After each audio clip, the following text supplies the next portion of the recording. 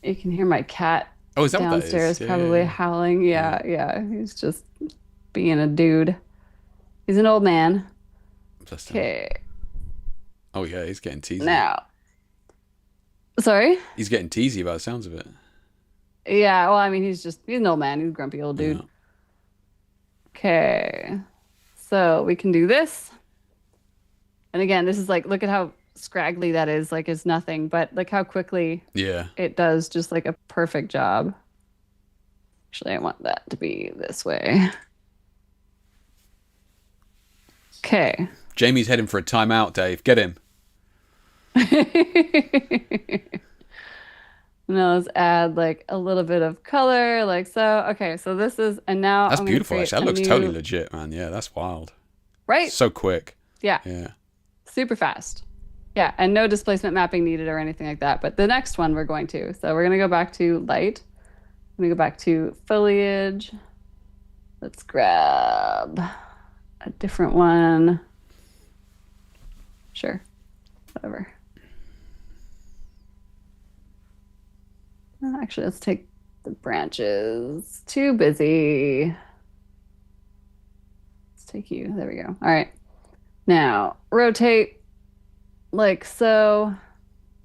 Copy this mask. Invert the mask. Go back to here. And so now we're going to work with the displacement slider. So what we're going to do here is see how, look at what it's doing on the jawline. Yeah, yeah, okay.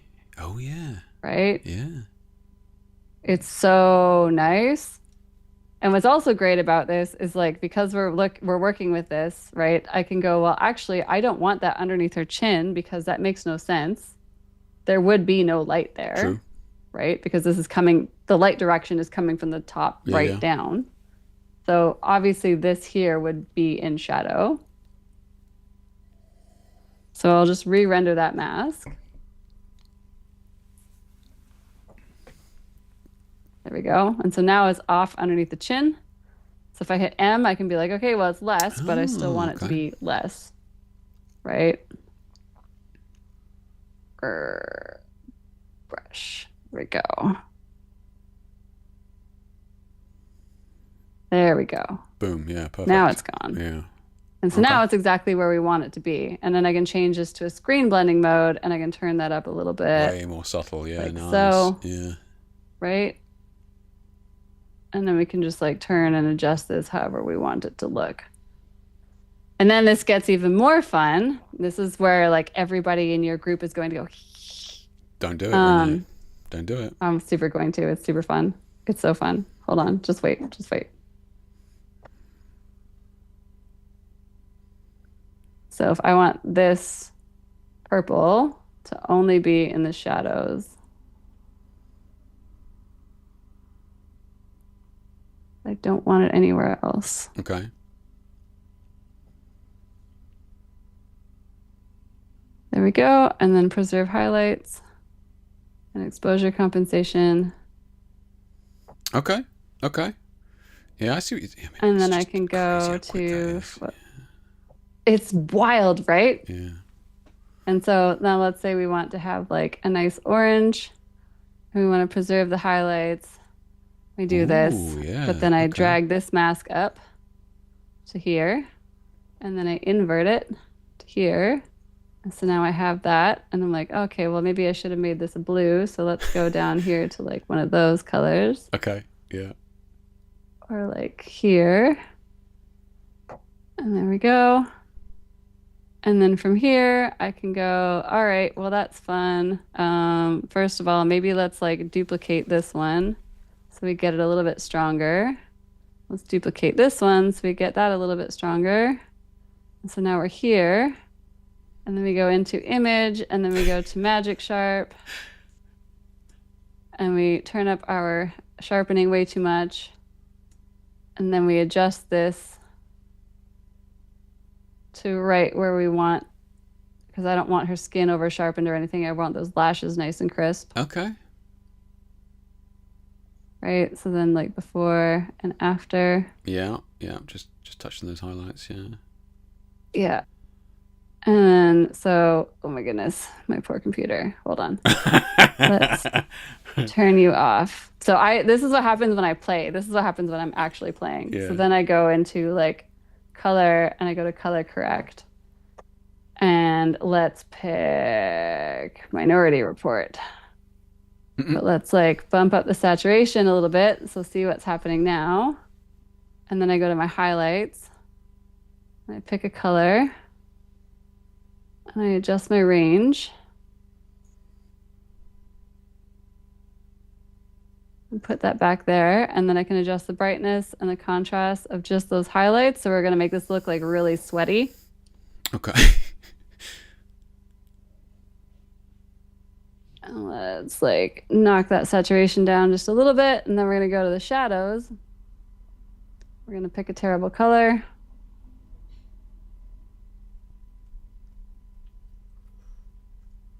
Reset that.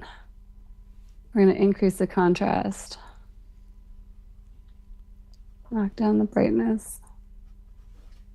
And again, just like experimenting fully and completely, just like Just playing, pushing yeah. sliders. Like this is what Yeah. I always tell people. I'm just like, get in and play. Like this is not like, nobody's going to jail if we practice this in our basement. Like And it's you all can just, layers. like, It's all non-destructive. You can, undo, switch, exactly. change. That's and, exactly right. tweak And if any you of make it. something Yeah. you like, you save it as a look, and then all That's of a sudden true. you have Yeah. this gigantic library of presets like what I've got, right? Yeah. Yeah. So yeah, like there's just like it's just so much. There's one other thing that I can show you really quickly that I think your people will really Okay. appreciate. Yeah. Yeah. And then I will promise I will just stop Yeah. talking. All good. All good. We got a few minutes, and then dinner time for me, I think. Yeah. Yeah, same here. Okay, so let's go here and let's go to So Dave says definitely going to Graviton. have to revisit this. Optics never knew about the wraparound effect for layers. Yeah, I didn't either, Dave. I'll be honest with you, mate. Yeah, I was exactly the same. I was like, I thought I'd been playing with it, and then Renee showed me this, and I was like, what on earth? That's wild. Yeah. Well, let's say we wanted to very quickly add like some eyeshadow because like God knows like how many times we take photos of people, portraits of people, and especially if we're working with like an inexperienced makeup artist or something, and the strobe blows out all their eyeshadow. True. Like and it just looks like they're not wearing anything anymore, right? Yeah. So you can add any of these like gels, photographic, sepia, skin tone. I pick skin tone just because it's easy. And then I go to paint. And I'm going to reduce the opacity of that, make sure my brush is set to nice and soft. And then I'm just going to go through here and just add a little bit of eyeshadow just because. Now, this looks terrible, right? This, like, we can all unilaterally agree that that looks bad. Well, you're using a mouse, but right? Not a pen, by the looks of it, right? I'm definitely, I'm just mousing it right now. Yeah, for I'm sure. on the trackpad, Which Jake. makes it worse. Yeah. Yeah, exactly. But when we use the preserve highlight slider, look at how like natural. Oh this yeah, looks. true. Yeah. Yeah. So Yeah, that nice. preserve highlight slider is like everything. And then you can just go in here and you can change this to whatever color you wanted to. And it looks Ooh, nice. so Yeah, natural. Yeah. It's so pretty. Like I'm a gigantic fan of how subtle this is. And then like if you need to do the That's same thing clean. to lips, Yeah, you that's just go. clean. It's Yeah. right. So then like I can just do the same thing with lips. Let's go like pick a atrocious color again. Go to the paint mask and paint this in. Again, I'm doing this on a mouse, not a trackpad. Let's make that smaller, make that go away, clean that up. And then we just hit the preserve highlight slider. And like it's so fast. Yeah. Okay. I've really been like loving all of that. And the last thing that we have, if I just go reset all, is we have Mask ML. So for all of you guys are skin photographers, portrait photographers, right? Pretty much, yeah. So if we wanted to, like, let's say we did a color grade where we washed out somebody's skin, which can happen sometimes, we can pick a skin tone and we can go here to Mask ML. And this is our AI mask tool. What does ML stand for? So it's the only one, sorry? What does ML stand for? Machine learning. Okay. Okay. Yeah, yeah. So we train everything on all of our own data as well, so it's not trained on Right. anything True. scary. Yeah. Yeah. So we click this, and I can select where I want this to be and where I don't want this to be. And I'm going to hit enter on the keyboard, and this is going to give me the rough mask. Now, if I hit M on the keyboard right now, I can hit this tool here and I can refine the edges of the mask. So this is basically a refine edge tool. So see how it's done to the hair here now? Oh. It's so fast. So if I go here and then I hit preserve highlights and a little bit of exposure compensation, and now all of a sudden we have like beautiful skin. Clever. Okay. Yeah. Interesting. But if you have preserve highlights turned off, this looks terrible. This looks awful. Nobody would use this, right? Yeah. Like this looks really bad. But you have to use preserve highlights and exposure compensation. And now it's just like exquisite skin.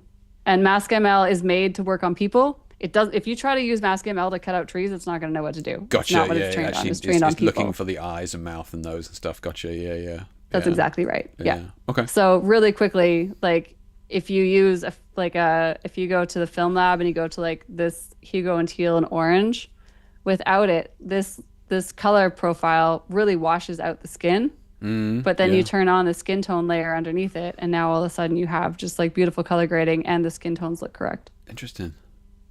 Jesus Christ. I know the Mask nothing ML about digital art anymore. That's it. I feel like I've just been sent back to primary school just to relearn everything. Hey, I am happy to nerd out whenever you guys want. Yeah. I am more than like I love doing this stuff. I love showing people possibility. And yeah, I will geek out all day long. That's wild. Yeah, As you have well noticed, I haven't shut up for hours. So it's been super useful, Renee. Yeah, it's been fascinating to see what it can truly do, because it's very difficult to kind of get an idea, and you've kind of tailored it towards us, right? Like portrait photographers and that sort of stuff. So you kind of know what is going to be kind of useful knowledge to us. So it's been really valuable.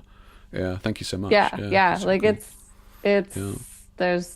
It's endless. Yeah. There's just so many things. Like we didn't even go into lens flares, which is like one of the big things that I wanted to show you, but like I think we're out of time. So it's yeah. If you've got it set up, then that's fine. Yeah. You're too polite. Oh, Let's take a lens flare. I see. Jesus, that's a lot of lens flares. Oh, just wait till the next update. I got you. So are these real lens flares, or are they just CG'd, or what? Yeah, so these are real lens flares, but we basically we pull everything apart. So we strip the lens flare down to piece by piece by piece. Okay. So we can blur the lens flare if we wanted to, or we can have it sharp. We can adjust the hotspot or the color like fully. So let's just go okay. We have rays brightness, so you can adjust how bright the rays are. We can rotate the rays. Okay. Yeah. We can like move this around so that you can like customize everything. Jesus Christ. You can it's got pull all these the off to artifacts the and everything side. in there. It's wild, yeah. Oh yeah, it's all there. It's all there. Yeah, these things are perfect. They're perfect. That's nice. We can adjust like how thick the rays are. Like it's insane how crazy all of this stuff gets if you want it to. And then there's also atmospheric elements. So if you're the type of photographer who shoots with smoke and you're like, oh, I add a lens flare into my image, but now the lens flare looks weird because your atmospheric elements don't line up. Right. Well, you can add atmospheric elements into this to match the texture of the smoke that you have in your image. Yeah, clever. Yeah, Okay. because like it always looks weird when you add a lens flare when you've been shooting with smoke, because the lens flares are always smooth and there's no atmospheric particulates. Clever. Okay. Damn. So yeah, we can change the frequency, so you can make it like very obvious, or you can make it very subtle. Okay. And then of course there's atmospheric detail, so you can like slide it back and forth, and all of this runs on a seed, like a random seed. So you can use the exact same settings over and over and over again and only adjust the atmospheric seed between each image. Yeah, That way it every looks time. like it looks different every time. Yeah, that's exactly right. Wow. So yeah, mega nerdy. It's so fun. That is a lot and then of whatever flares. settings whatever settings you have saved here, so like you don't even have to save this, so we made all these adjustments. When we go through all of these, now all of those settings are going to copy over into each one of these as you go through it. So you don't have to rechange your settings every single time. So you're like, I have the perfect color now. I have the perfect atmospheric amplitude. I have the hot spot brightness where I want it to. I just don't know which flare I want to use. All of those settings will copy over. And if you want to reset those settings, you just hit the reset button up here, and it'll reset everything to default. Okay. Wow. Yeah. Okay. Jesus. There's a lot in there. It's so much. Yeah. This is why, like I said, like normally I like to do like a full thing on this is hours, because like this still is just like scratching the surface. My brain's already melted. Yeah. Jesus. All right, wow, fair play. Okay, so what's the best link to give people? I've got one here, which is obviously just the optics page. That's the best one to give people, right? Yeah, that's the best one for sure. Until we get you on the, if you so choose to do an affiliate thing. No pressure. I mean, that's weird. I don't like pushing people. Yeah, it's. It's fine. But does it give those guys a discount in any way? Yeah. Okay. Well, there you go. That's fine. Yeah. I will make sure all of the pennies that I earn from the affiliate code goes straight back into the stream. Yeah. Perfect. Okay. I mean, on the flip side, also, like for you guys, like, so all those looks and everything that we saved, like you guys can share those between each other. So like Jake, like, oh, really? So those looks that I made today for everybody, I can save those. I can send them to you, and you can just give them to people. Oh, and you can export them. That's cool. Mm-hmm. Yeah, 100%. You can totally like export everything. You can share them. You can everything. So like, I'm more than happy to like give the looks files of what I've made today to you guys, and you guys can just like play around with it, putz around with them, and like like definitely like the whole reason why like I made the looks stuff is because like I want people to create and share and like see all the things that they can do with it, because everybody uses optics differently. It's like Photoshop. Like there's 30 different ways to sharpen because all of us have 30 different needs. I know. And optics is no different in that like there's so much potential, and there's so many different ways to use the tools. And so I want people to be able to share that with their communities, to be like, hey, this is what I made. What do you think? And then like that helps us learn and grow and evolve the software. Okay. Yeah. So what you're saying is that you welcome feedback, is what you're saying. Yeah. Oh, please. Yeah. All of it. Yeah, definitely. Like hit me up. My DMs all the time on Instagram and like my website and stuff like that. I'm totally open to suggestions, feature requests, bugs, all the things. Like, Okay. Let me know. Yeah, it's great. That's great. Yeah. Okay. So if anybody's got any last minute questions for Renee, now is the time, or forever hold your peace. Let me just check out everything here. This is the perfect photo editing app for a CG artist nerd, but it was also suck the joy for me trying to do crazy stuff in the studio. I mean, I think you can do both, right? If you want to enjoy doing it in the studio, or like we had an image from Chris earlier on, which is a great example of like, I wanted to do this on the day, I just couldn't get it to work. So it was like and that was totally unscripted as well. It was perfect. Yeah. And then unknowingly, Renee actually then did what he was trying to do anyway. So I think there's absolutely room for both, for sure. Yeah. Sterling, she didn't get around to mine. I know she didn't, but I promise you, maybe we'll get Renee back and we can do that. Which one was Sterling? I think Sterling wanted to do something with fire and that sort of thing. We can look at that. Well, I mean, we can just do another one of these. Like, I'm totally down to just like have geek sessions, and like, that's. If you guys want to watch us, I'm more than happy to oblige. That's fun for me. Yeah, we will hold you to it. Yeah. Give me some images with some like very specific requests. Those are always fun too. I've done a couple of those where like we have like a person like fake art directing, where they're just like, oh, but like what if this? And so like I can show you. Oh, clever. Yeah. So like maybe the next one that we do, we could have people submit images with like a request list of what they want done to the image, and then I can like figure out how to get them where they want to go. Bold, man. That's bold. Brave. I respect it. Fun. I respect it. Yeah. Doesn't necessarily mean I'll be able to do it, but I will. No, it's true, right? That's fair. Yeah, that's fair. That's cool. Though. I do like that idea. Yeah, I do like that idea. Yeah. Okay.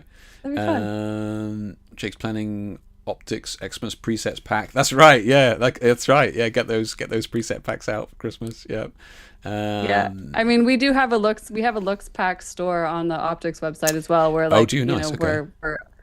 we're building, myself and another artist, we make the looks packs for everything. So it's super fun. I working on a Halloween pack right now. I'm very excited to it's getting near that point. Yeah, that's right. Yeah. It'll be fun. Yeah, people saying, yeah, thanks, didn't know I needed this. It's awesome. Product effects and fire, great mix. Yeah, remember to like, subscribe, bell icon, follow Renee. Yeah, please go and hit Renee. I do have a Check out YouTube video Renee's dropping soon, like do you? tonight or tomorrow as well. On So yeah, Boris my or neglected YouTube channel. on No, my own. on My your own YouTube. shit. Okay. What's your channel then? Can we get to it via Instagram? Yeah, well, you can get to it via YouTube as well. Just search Renee Robyn Photography. I mean, I guess you could do that, you know. Shots fired. Oh, I get it. Yeah. I haven't uploaded anything on there apart from shorts in forever because I was looking after mom. So now that that stage has passed, I'm like, okay, we can start doing stuff again. Like, let's see what happens. I'll definitely get that in the just description of the video and that sort of thing. So obviously the live will be like the full live will be up, and then I'll break it down into 2 videos. Probably Renee and I ranting for an hour at the start, and then actual content an hour after that. I'll probably put 2 separate cuts out, you know. Yeah, that's probably a good idea. Otherwise, people are gonna be like, 4 hours. No. Christ, yeah, exactly. What are they talking about? Like, smoking. It's all they talk about is smoking. Yeah. Okay. Let's have a look. How often do they do updates and fan subscriptions to see what they have? So you don't have to buy the subscription, Tina. So you can do a one-off purchase. You can buy the standalone. Yeah, you can. Yeah, so it gets you 1 year of updates. If you buy, clever. Like to own it. Okay. Yeah, so you get 1 year of updates with that purchase. And how often do you guys update it then?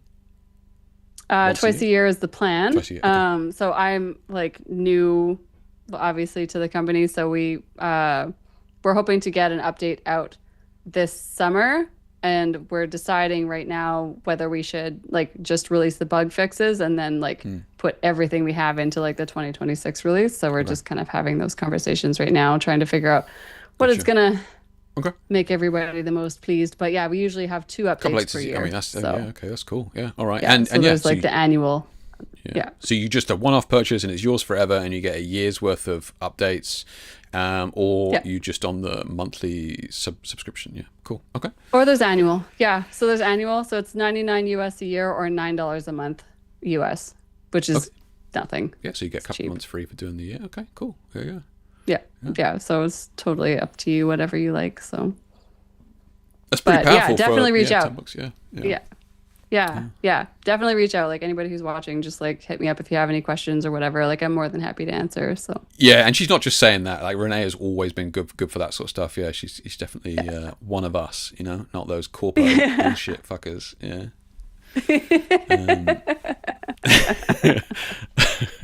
Renee, thank you so much for joining us. Honestly, it's been awesome. I've learned tons. I learned loads. Yeah, so good. Yeah, really powerful tool, and I'm sure we will revisit this, and maybe I'll pull it up myself and embarrass myself on stream without you. I'll get prepped for our next one, so I'm a bit more knowledgeable next time. But yeah, thank you so much. Super fun. Yeah. Thanks for having me, and like thanks to everybody who's watching. That was really fun. So yeah, I definitely look forward to doing it again. And to the guy who is waiting, just send me a message on Instagram, and like maybe we can just like pop onto a one-on-one quickly, and I'll just like walk you through what I think I would do with your image. There you go, Sterling. You don't get that offer very often, mate. There you go. Yeah. Do it. All right, Renee. Well, thank you so much. I'm gonna go have some dinner. Yeah, no worries. Thanks again. But thank you for joining us. And, I'm gonna hoover some food into my face too. On that note, take care, mate. Bye. Doodles. Bye.